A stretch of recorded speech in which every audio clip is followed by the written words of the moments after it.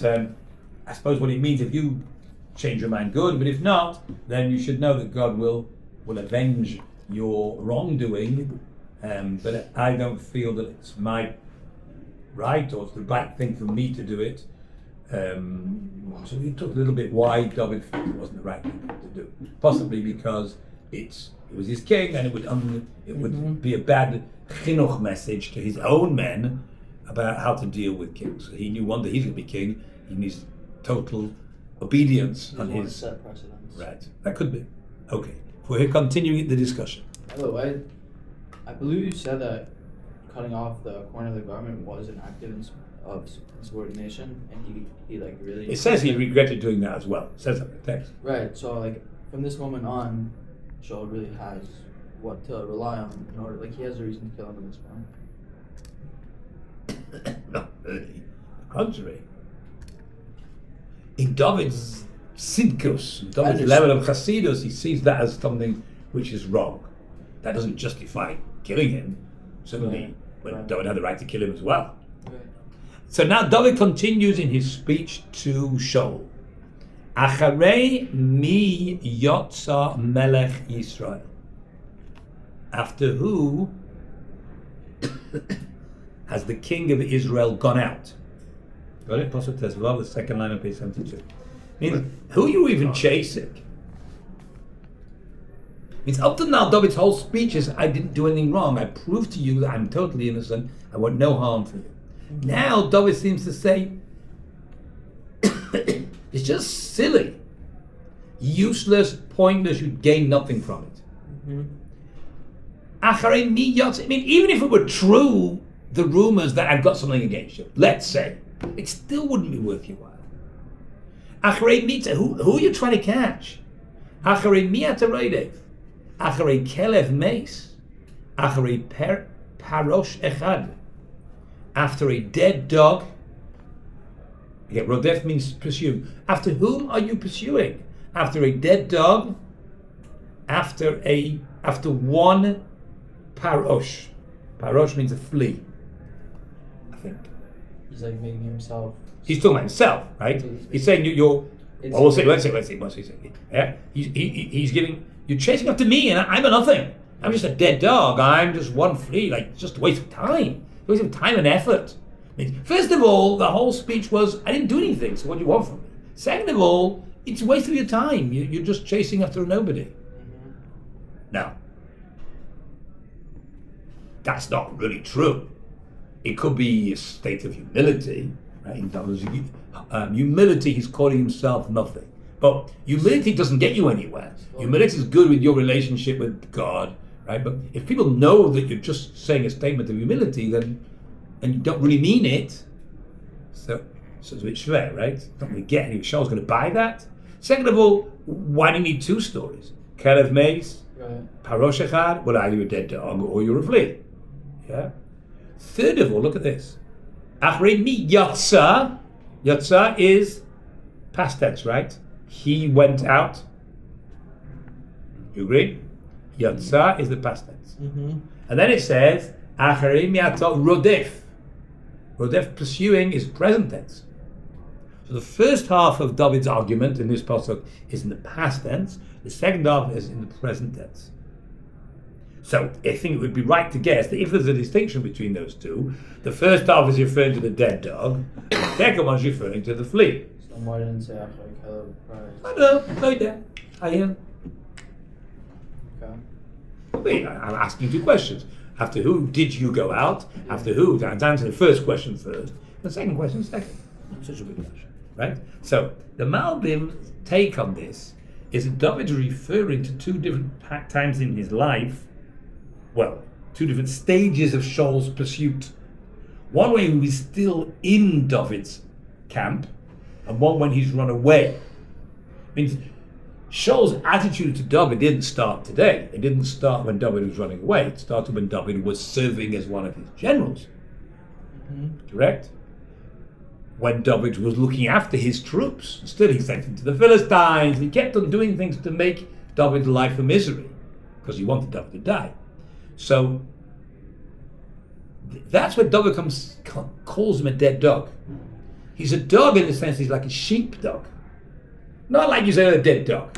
No, a dog serves a purpose. Or I could have served a purpose and helped, and I was serving a purpose. But you shot yourself in the foot by chasing me instead of promoting me and giving you a good job and relying on me. And it would have been so much better. Instead, you shot me. That's why I'm a dead dog. I have but that was the first stage when you went out. Not you pursued. He didn't pursue it, but he went to get him. He sent David. He tried to Trying to get him killed. You're right. Yeah. And that's why he wanted to marry his daughter, and that's why he chased him here. So that's the first start. After who did you go out in the initial stage? You turned me into a dead dog. You're losing by this whole thing, Shaul. That's number one. And now that I've left, you're like trying to catch a fly. Trying to catch a fly, you go here, goes there, go there, goes there. The same thing, you're not going to get me. But I'm going to go from the fortress to the forest, from the forest to the desert, from the desert to you're not going to get me. Just wasting your time. You're wasting your time. It's not just being humble, which is the way we read it. Oh, I'm a nothing. I'm a nothing. You don't need two Mishalim for being a nothing. It's the opposite of humility. It's like he said you're wasting your time. Yeah. I had lots of potential, you wasted that. You shot yourself in the foot. And now you're not going to catch me. So don't bother. Right? That's the end of David's speech. Now we get a pay. Now we have... No, it's not the end. New talk, new point. V'haya, Hashem l'dayan. God should be a judge. V'shafat beini u'beinecha, and he should judge. It means in English you say the same word, right? To be a judge and to judge. Okay? In Hebrew you can also say that. You have a dayan and a shofet. I'm not sure the difference between those two. I mean, in classical Hebrew, you say shoftim v'shoftim. You do have a shofet. I don't know why we didn't do the dayan and the shofet. Vayah Hashem l'dayan, which is what we call a judge. V'shafat, and he will judge. Beini u'beinecha, between me and you. V'yered, and he will see. Means he will see that I'm right. Yeah, because I know I'm right. Because I know the truth. You don't know the truth. I know the truth. V'yareves rivi, and he will fight my fight. Riv is a fight. God will fight my fight. V'yishpeteni miyadecha, and he will judge me from your hand. And that means he will save me from you. The judgment will be to save me from your hand. I don't really know why that's the need for that whole sentence. He sort of said that in Pasuk Yud Gimel. He said, Yishpot Hashem ben Yemenech, and God will judge between me and you. And God will take my vengeance from you, and my hand will not be upon you. Now I appreciate there the gist of the sentence was whatever God will do, let him do it, I want to do it. But he's already covered this idea that God will judge between the two of us. Mm-hmm. Okay. When David had kechalois with a chof, not with a ches. The chof, it means kala, to finish. Vayichulu hashamayim v'haaretz. Right, what we're saying, Kiddush, to finish. Vayikechalois, David, when David finished, ledaber, speaking, es hadvarim ha'ele, el Shaul, to Shaul, Yoimeh Shaul, and Shaul said, Kol chazeh b'ni David,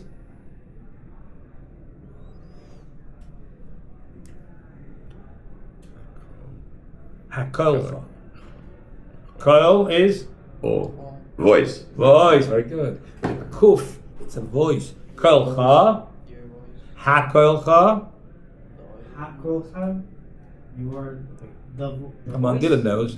Question. Your voice. On the ball. His question is the voice there? Is this voice your voice? Hakolcha there? Is this your voice? It looks like that David wasn't that close. David couldn't get that close because Shaul couldn't just lung at him. Shaul wasn't that far away from his own men, I presume. Yes, he excused himself and gone to the side, but he must have been near his men. So David was probably shouting from a distance. We thought he was like having a conversation. Yeah, over his megaphone, whatever it was, right? Also, that place is between two different mountains on both sides, so it amplifies the voice. Good, okay. So, well, it could be, right? So, is that your voice, David? It's hard to tell from the distance. Right? Or it's hard to believe that David is saying this. Hakol chazeh b'ni David? Is this your voice, David? Yisa Shaul kolo, and Shaul did what to his own voice? Yisa, and he lifted.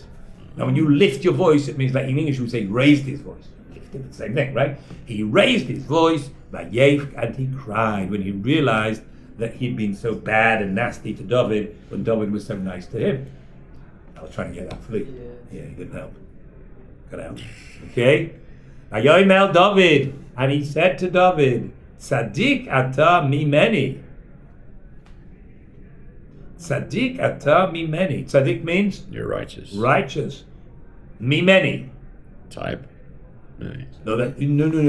Min, yudnun, means a type. Like, God shouldn't have any hope for the minim. Who are the minim?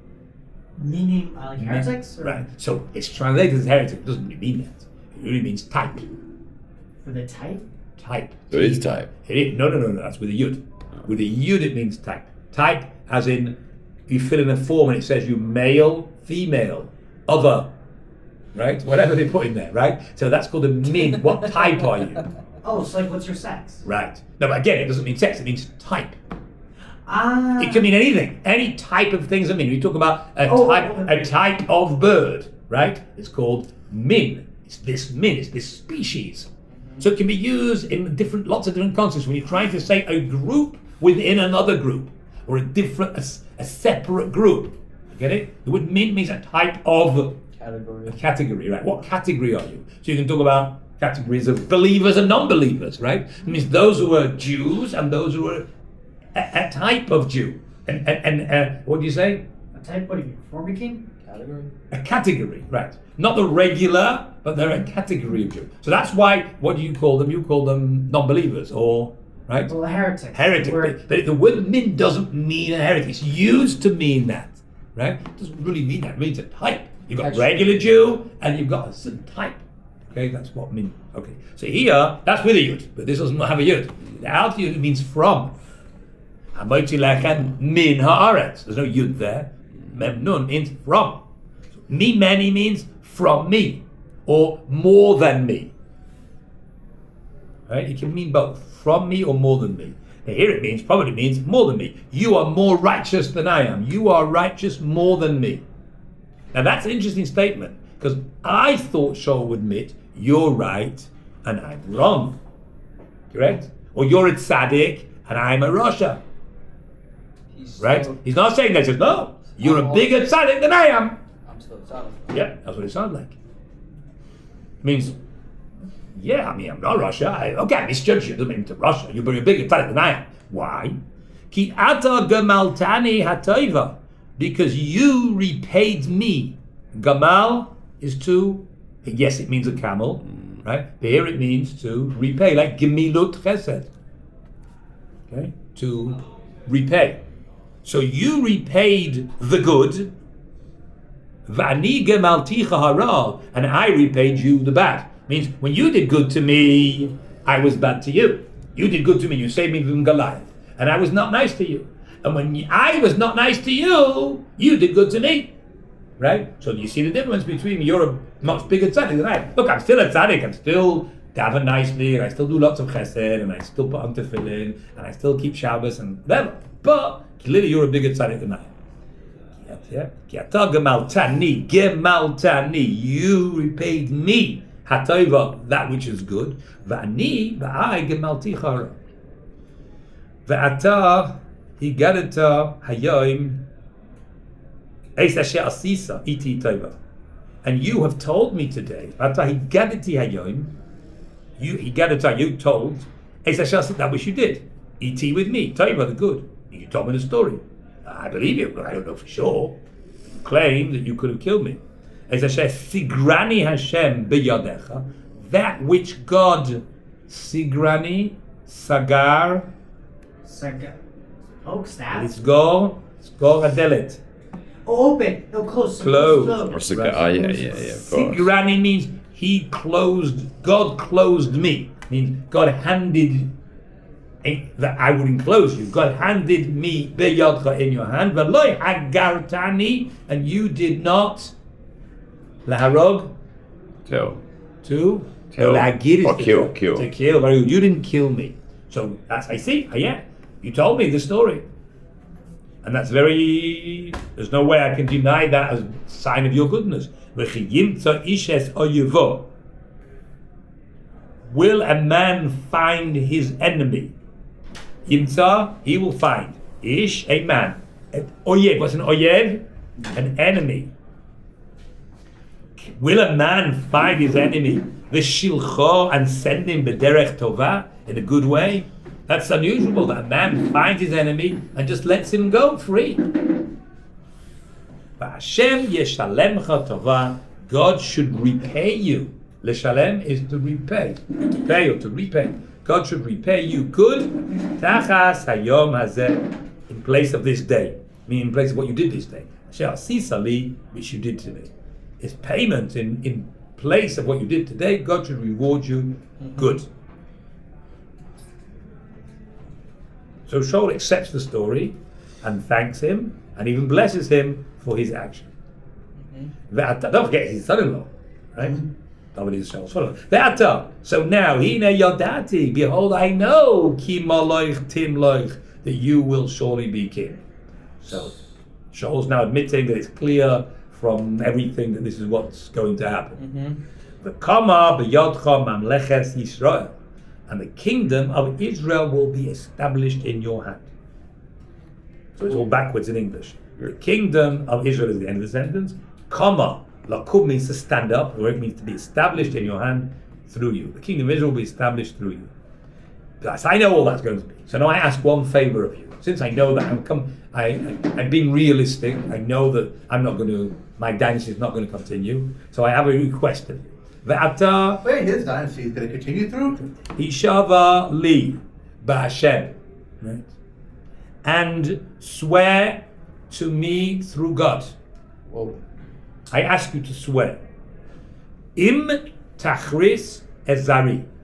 Now remember this, after an oath, the word im, although it usually means if, in the context of an oath, it usually means not. And what it means is, if you don't do this, that's what if, then God should do as follows. Right? But you don't have to say all that in the curse. It's much more simple to translate it as not, because it always points out to the same thing. You will not do this, and if you do, then you should be punished. So the oath is that you will not tachris, which means to cut off, like karet, eszari, my descendants, my seed, but literally means my descendants, acharai, after me. Means since you're going to be the next king, you're going to start a new Davidic dynasty. And the normal thing might have been to kill all the family members of the old dynasty, right? So I beg you, and I like you to promise me that you won't do that. V'im tashmid et shemi, and that you will do not destroy my name, mi beit avi, from my father's family. Not sure how that's two different things. You could wipe out my descendants, or even if you're not going to wipe out my descendants, you still may wipe out any mention of me, right? So erase me from history. Right. So that's what he's asking David. Now it's interesting. I thought Shaul should have been in a position to ask David nicely to do this. Right? Please don't do this. But to make David swear is interesting. Usually you have to have the upper hand to make someone swear to do something. Otherwise I'll say, get out of here, why should I swear? I don't owe you anything. Right? Let's say Shaul still has the upper hand. He's the upper hand? Yes, an army with him still. Okay, possibly. Means he knows that he's going to lose it all, and if he doesn't swear, then he'll kill him.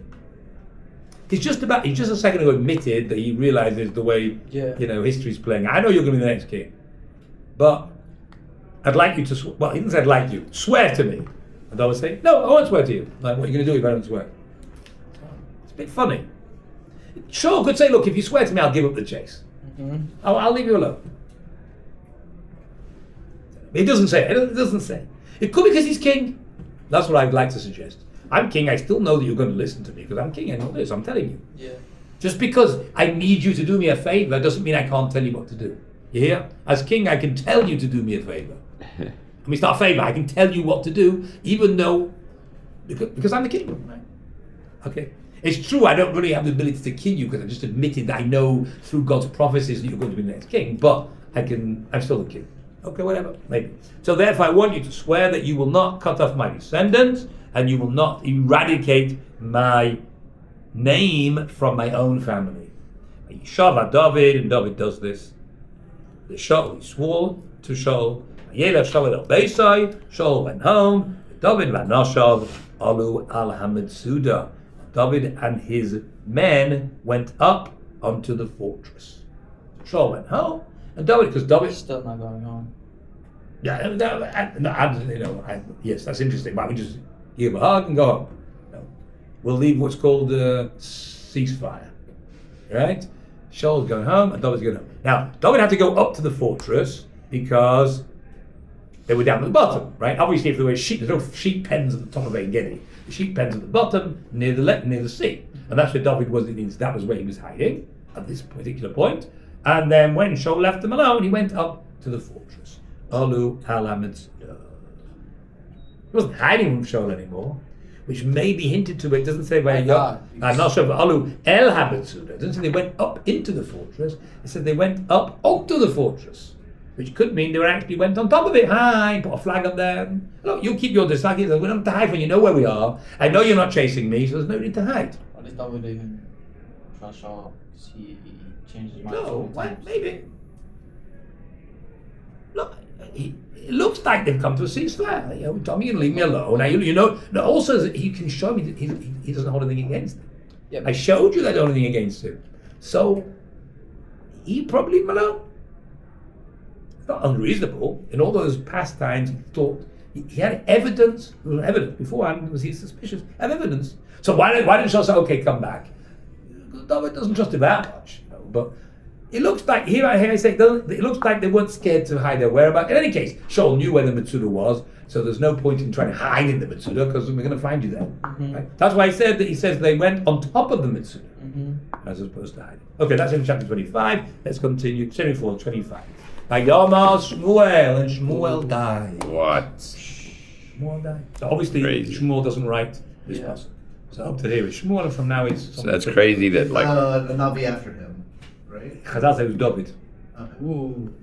David and Yirmiyahu HaNavi, maybe. Not can't remember. I think so. I think I thought David. it was Natan. Right after Shaul. No, I didn't say David. Yirmiyahu was the next prophet. No, I didn't mean that.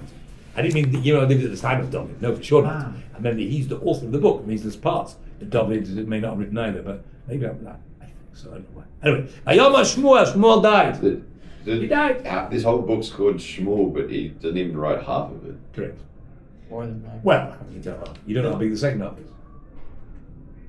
Smaller. Okay, but What's yes, the second it's called Shmuel because it's about him, not because he wrote it. No? There are lots of books. The Book of Ruth, not written by her, it's about her. Written by, I don't know. But now we don't hear about Shmuel anymore. Patient. You'll find out. Maybe you do. But He's dead, right? yeah. You hear the Rebbe? He's dead too. Doesn't mean you don't hear about him. Right? I mean, that's what most people think. Okay. All right. Vayamar Shmuel, and Shmuel died. The point is, the book's about the two kings that he anointed. That's why it's named after him. Vayikbetzu, Vayikovtzu. Vayikovtzu, what does that mean? Root. What's the root? Kov, Beis, Tzadik. Kibbutz. Good. No. What's a kibbutz? Settled. No, that's not what a kibbutz means. Like It is a settlement, but that's not what it means. gathering. Gathering, right? It's where people get together. Not settle, it's a communal. So everyone got together. Vayikovtzu Chol Yisrael, and all Israel were gathered. For what purpose? It says in the second. Vayispedulai, and they eulogized him. He's a Gadol Hador, and Tzaddik Hador, Shmuel HaNavi died, so everyone got together to come to publicly mourn and eulogize Shmuel. Vayikberuhu bebeisai, and they buried him in his home. That doesn't have to be inside his house, right? But it could have been. Or in his garden, right? Could be, right? Where he lived. Berama in Ramah. So you go to Shmuel's kever, right, which is called Nebi Samuel in Arabic. It's amazing. Which means Navi Shmuel is a great view, right?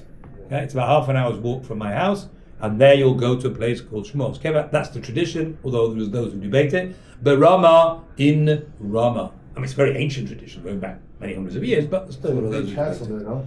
Yes, the castle was a Crusader fortress. Yeah. But that Crusader fortress was built on ancient ruins, which were from much earlier. Right.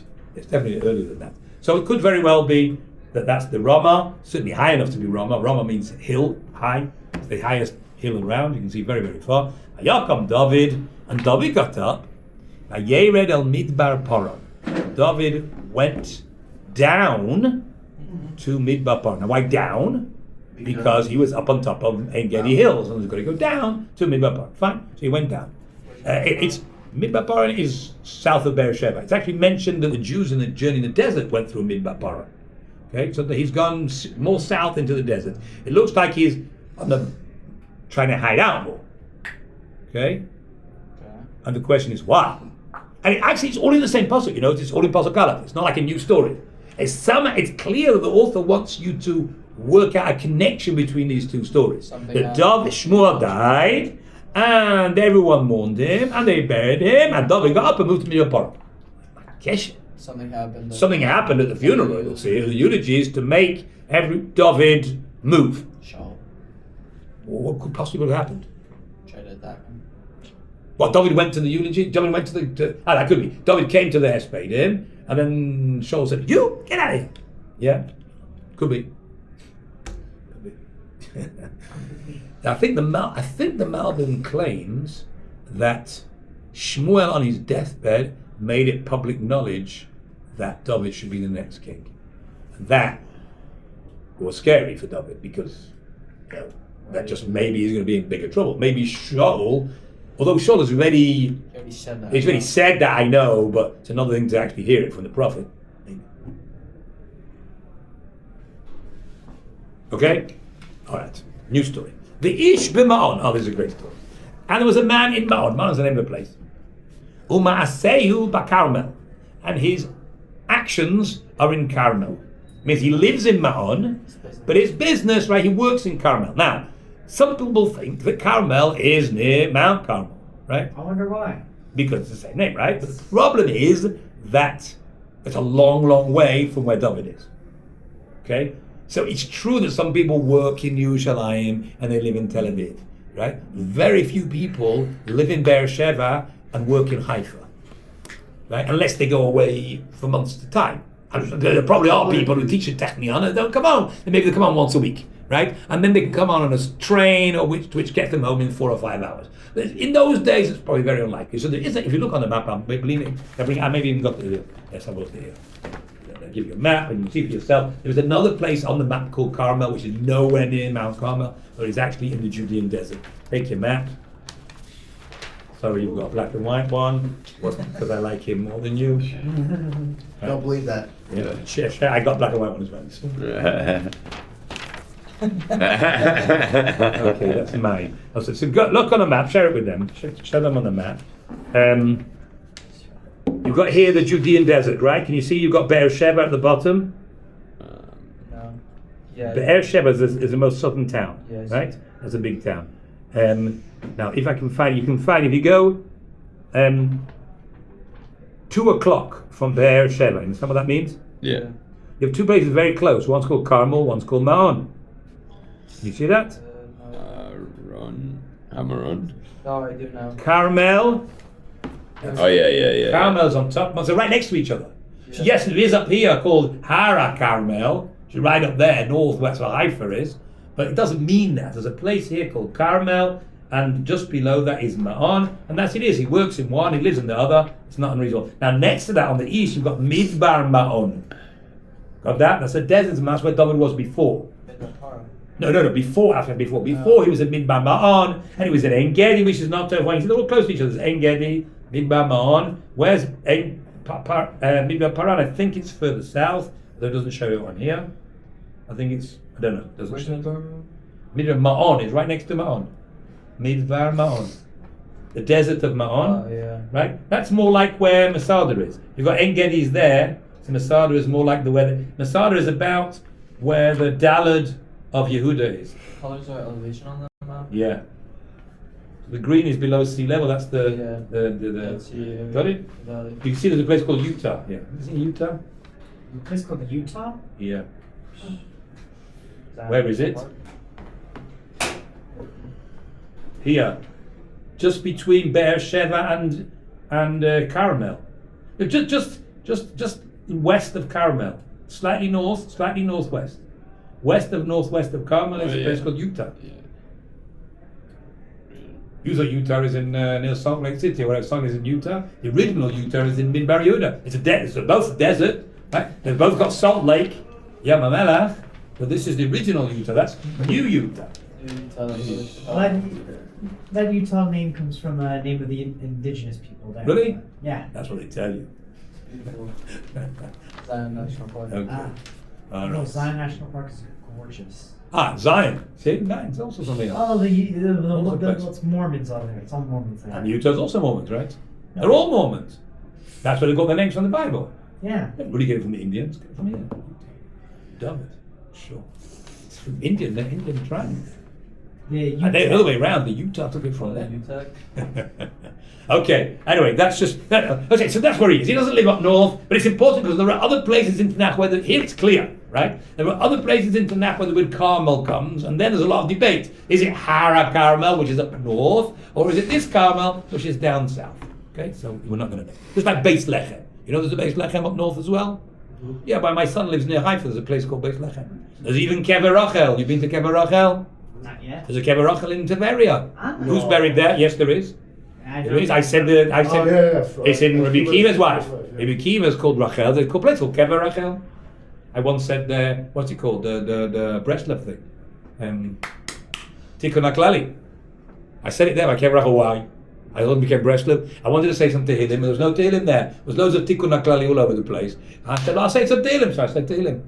10 Tehillim. So I said 10 Tehillim. Tikkun HaKlali. Tikkun HaKlali. Why wouldn't anyone? I didn't say it because I wanted to say Tikkun HaKlali. I said it because I wanted to say It's not Tehillim. best. I've got anything. Sure it is. Nachman made it up. To get a tikkun for everything that's breastfeeding. No. Breastlivs can get tikkun. No, for but everything. Breslivs do it because Isn't that they like 40 believe in it. minutes You on? know what I mean? Tikkun HaKlali. The tzaddik says it's something. Isn't that 40 minutes on to go upload? Yeah, 38 minutes. 48 minute song. 38 minutes song. So I turn. You want to hear it, Rabbi? It's nice, and so you can listen to it and like sing along. Are they singing the Tikkun HaKlali? Yeah, it's I nice. see, nice. Play after Spirit. Yeah. All right, so that's the story. So he works in Carmel, and I know what's so important, and he lives in Mahon. Aish Gadol, and this man who we're talking about, this is a whole new story, right? This man is Gadol, Mahot. What does that mean? Big man. Which means Wealthy. 6'4"? Unlikely. It probably means wealthy, right? Or powerful. It's unlikely to mean tall because it's not really relevant to the story that he was told. And you see, it continues. Veloi, and to him, son, he has sheep. Okay, it could also mean goats. It's the generic term between sheep and goats. What are they? There's a group, what they call in English. There's a word for it. He's our farmer, no? Israel? What's the generic term between sheep and goats in English? Cattle. No, cattle includes cows as well. Oh, sheep and goats? In Hebrew, you say tzon, So no. Wait. but they can be flock. Ah, yeah, flock. A flock could be. Oh, that's what you're trying to What? think of. Bovine, no. That's also That's also Flock. flock. Flock of sheep, goats. Right, so good. So in Hebrew, they're called tzon. Shloishes alofim, 3,000. Ah, but it looks like here it means sheep because the next thing is ve'elef izim and 1,000 goats. So it's 3,000 sheep, 1,000 goats. Like he, and it was big zuz when he was shearing. Giza is to shearing. So this story that we're about to take place was at the time when he was shearing. No, and it was. Yeah, I suppose he was, but I think it means the story was. Yes, the story was that he was with them, right? What was he doing? So no, he was in the process of shearing his sheep back Carmel, in Carmel, because that's where his sheep were, and he went off to Carmel to shear his sheep. The Shem Aish Naval. The name of the man was Naval. That was his name. The Shem Ishto Avigail. The name of his wife was Avigail. The Ha'isha, and the woman, we just described the man. What do we describe the man as? He was rich. What was his wife? Toivas Sechel. She had good brains. Good brains, so she was smart. That's it. Yes, smart. Tovas Sechel. Sechel is your brains. Tova is good. So she was smart. V'fastah. She also was beautiful. Nice combination. Sure. What?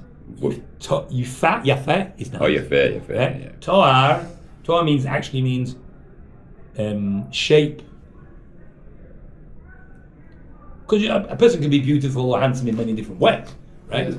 The Aish kasher, but the man was a hard man. Hard, presume means hard to deal with, right? Stubborn. Or he was built like a brick. No, unlikely. Very unlikely. Yeah. No, because that's not relevant to the story. The fact he was a hard man is relevant because it was bad midas. The fact that he was strong or tall. Okay. V'ram ma'alalim. Evil actions. He was hard to deal with and got into trouble, crime. Ram ma'alalim. V'hu kalabi. Now you'd think that means he was a dog, right? But you don't say that. I mean, yes, in English, when you speak street language, you might call a person a dog. Yeah, but I mean, David refers to himself as a dog, as a marshal. No, it probably means he was from the section of Yehuda called Kalev. Like you have Kalev ben Yefuneh, he was one of the spies. Mm-hmm. Okay, so he means that was his family. He was a Kolbi. He was a Kolb from Kalev. Yishma David Bamidbar, and David heard in the desert, means whilst David was in the desert of Paran, he heard Ki Gozes Naval Estzeinoi, the Naval was shearing his sheep. The news spread, David heard about it. So what? Yishlach David Asara Ne'arim. David sent Asara Ne'arim, 10 lads, 10 young men. David Lanarim. David said to the lads, Alu Carmela, go up to Carmel. He sent them and then he spoke to them. I was going to say the other. No, well, it doesn't mean that. It means he sent them and this is what he said to them. Yeah.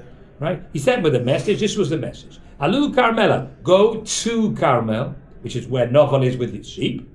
Ubasem el Novel, and come to Novel. Don't go to anywhere else, go to the Balabais. Oh, you will come to Novel, and you will ask him in my name to peace. That's literally what it means. Which means send my regards. Send my regards to Novel. Look, we're both Kalabi, I suppose means we're related. I don't know if David was, but David was sitting from Yehuda. Okay? Send my regards, or ask him how he's doing. When you ask someone in peace, means ask him how he's doing, which really means to send regards. Right? It means how he wants to know how you do. Ve'amartem, and you shall say, Ko lechai. Now you may recognize this pasuk from somewhere. We say it in davening. Those who say v'yiten lecha on Motzei Shabbat. Anyone here say it? V'yiten lecha is a long thing that takes about 10 minutes to say after davening. It's full of brachot, requests for brachot. So one of the psukim you say there. I mean, it's all psukim from Tanach about blessings and having a great week. V'amartem, and you shall say ko lechoi. So to life. What does that mean? So I think Rashi says it means it's a blessing, a greeting that you should be similarly alive next year. Like you are now, I wish that next year you should. Ko means like this, lechai to life. Like you are now, you should be alive next year as well. V'ata shalom, and you should be at peace. Ubeischa shalom, and your house or your household, means your whole family, should be at peace. And everything which is yours, which means also your servants or also your animals, everything should be at peace. At peace means successful, not being raided. I give you a blessing, you should continue to be successful and peaceful till next year. And it could be like Rosh Hashanah greetings. You send a person a greeting that the next you should have a pleasant year. And this is his greeting to Novel. That's how you introduce yourselves. You introduce yourself, David sends his regards and gives you a blessing. Ve'ata, this is continuing the message. Now, Shamati, I heard, he goes a zim lach ata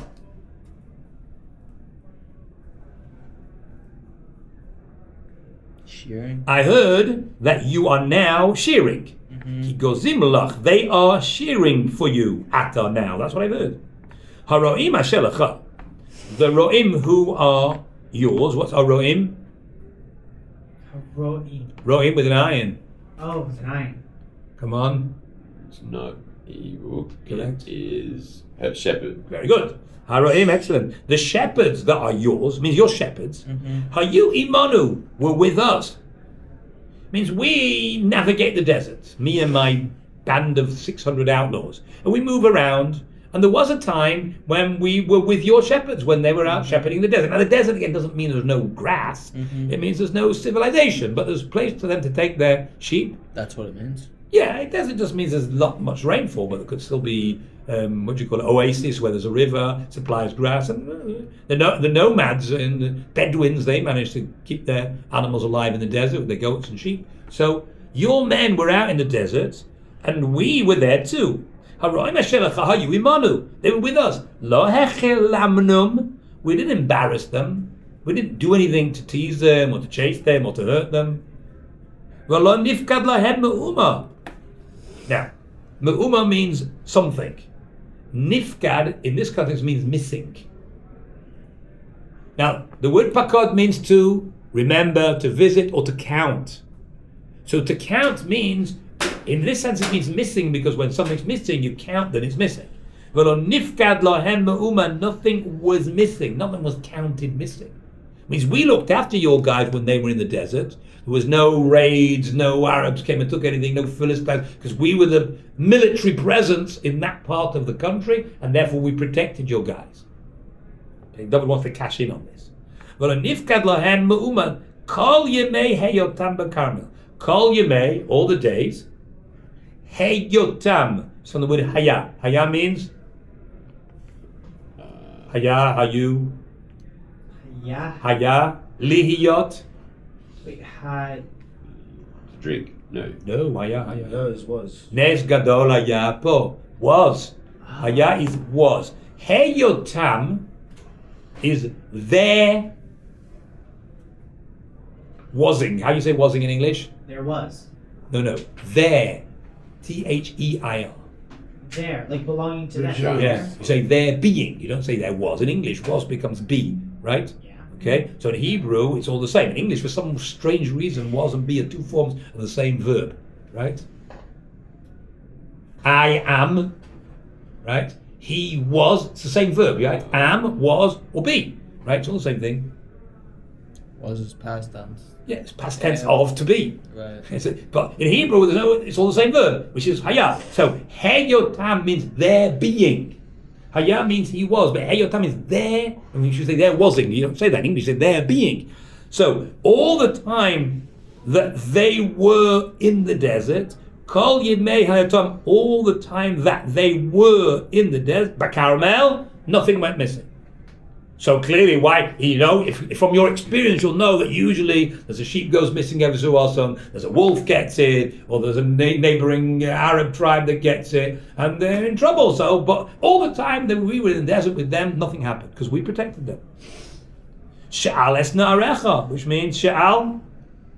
Come on, what's Sha'al? It's on. No, it's with an A. Sha'al, Shin Aleph Lamed. That. Share would be that, but this is a verb. Sha'al, like she'ela, a question. She'ela is a question. Sha'al es na'arecha, ask your lads. Ask them if you don't believe me. Ask your lads, because you don't know, because you weren't there. You only came at the end of the season when you're shearing the sheep. All the time during the winter and the summer months when we were, right? Then I was there and they were there, but you weren't there. So ask your men. V'yagidu loch, and they'll tell you. V'yimtu Hanarim Chaim Beinecha. Oh, that's it. So your lads will tell you. Now I want my lads, V'yimtu Hanarim Chaim Beinecha. I want my lads to find favor in your hands. Now I've listed how good we were to your guys, so I want a favor from you. That you should be nice to my guys. I sent 10 guys, be nice to them. Yimtu Hanarim Chaim. The lads that I sent should find favor Beinecha in your eyes, which means in English we say, do them a favor. Ki al Yom Tov Banu, because we have come on a good day. Ki al Yom Tov Banu. He went while he was shearing because he was in a good mood. Well, he was hoping that they would make a party. See, at the end of the shearing festival, so they count how much wool they've got, and that's an excuse for a party. During the shearing festival, there's lots of work to do. At the end, they make a party. So we've come at a good time. I hope we've come at a good time. That's what David's saying. But you owe me a favor. And we need our supplies of food filling up. So please, help us out. Good? Ki al yom tov banu. We came on a happy day. Tanach. Give, no, please. That which your hand finds means whatever you can find goods at your good day. So give some of it to us. Le'avadecha, to your servants. That means to the. He's accepting him as a authority. That's just a nice way of speaking, being polite. And to your son, LeDavid, to David. Son, because I accept you as a father figure, older, or because we're related, or whatever. Okay. So David's asking in return for the favor that he did look after his men, that he would now give him of his supplies, food, water, whatever it was, that would help them in the desert. Okay. So that's what he did. Vayavayu nari David. So the lads of David came. Vayidabru el Novel, and they spoke to Novel. What did they say to him? Like all these things, doesn't have to say what it said. They said it. Doesn't have to repeat the whole thing. Okay. If they changed it, maybe we would have repeated it. But they said exactly the message they were supposed to do. Like all these things, b'shem David, in the name of David, vayonuchu means vayonuchu. Come on, you know that word. I do know that. What was the name of the ex-Rosh Hashiva? Ex-Rosh Hashiva? Weinberg? Yes, what was his name? Rob Noach Weinberg. Noach. What does Noach mean? Noach is the... Well, no, I'm thinking of the guy from Tanach. I know it's the name of somebody. What does it mean? Oh, they were like thankful to Hashem. What does Noach mean? I don't know. Don't know? Noach. It means to rest. To rest? To rest. I thought that was... That's all the words. The word Noach means to rest. Right? Lanuach. Right? We say it on Shabbos. Where do we say it? Yanuchu. We say it in Zmiris. Yeah, what does that mean? Right. So it means to rest. Okay. Vayanuchu. So they rested. Means, I suppose what it means is they had this long speech, which they had to say the name of David, and only after that they rested, even though they were coming maybe out of breath on this long journey, whatever, climbing up the hill to Carmel, and they came to him, they gave the message, and after that they stopped and rested. Or it could mean they waited for an answer. Well, it sounds more like they answered. Okay. So what's Novel going to say? Going to say yes? To be nice? No, but he's a hard man, right? That's how he does it. He's a hard man, nasty guy. And David's sort of, don't ask nasty guys for favors because they're nasty. But David thought, look, he owes us one. Even mafia guys have to come, got to be nice to the guys who help them out. Otherwise, no one's ever going to help them out. So David thinks that, it's not that David doesn't know him, but David thinks, okay. Vaya Novel, and Novel answered us after David, the servant David. Vayoyme, me David. Who is David? Who is this guy? Never heard of him. Me Ben Yishai. Who's Ben Yishai? He doesn't even read, that's his family name. Hayoim, today, Rabu Avadim Hamitpartsim Ish Mipnei Adonai. Nowadays, Hayom, today, which means nowadays, there are many servants who, it really means to break away from their masters. Peretz is to make a break. Ufarata, you know the song? You didn't brought up on that song? Right, the Israel Chabad song. Ufarata, yama makegma, tafeina manegba. Ufarata, yama makegma. That's a great song. Yeah. Ufarata, yama makegma, tafeina manegba. I went to Chabad as a kid, learned all this stuff. Okay. Ufarata means you shall break out. It's talking about Klal Yisrael spreading out in all directions. You've got base Chabad everywhere in the world, so that's an example. Paratz means to break out, to make a breach. Now, the breach in masterhood is when you break away from your master. So what he's saying, you're an outlaw. You've broken away from Shaul, right? I'm going to help you. There's lots of people like you. I'm going to encourage people like you. Nowadays, it's like become popular. And now you think I'm going to help you? A man who breaks away, makes a breach from in front of his master. V'lakachti es lachmi, and I'm going to take my bread, ve'es meimai, and my water, ve'es tivchati, and my slaughtering. And you know that a tabach is a chef. A mitbach is a kitchen because chefs deal with cutting meat. So tivchati, I mean they do other things as well, but that's Your chef? right. The slaughtering Hashem tavachti, that I slaughtered. I'm going to take my bread and my water and my meat, which I slaughtered because I slaughtered it for my shearers, those who sheared my sheep. V'natati la'anashim, and I'm going to give it to men asher lo yodati, who I don't know. Amy zehema, where they're from.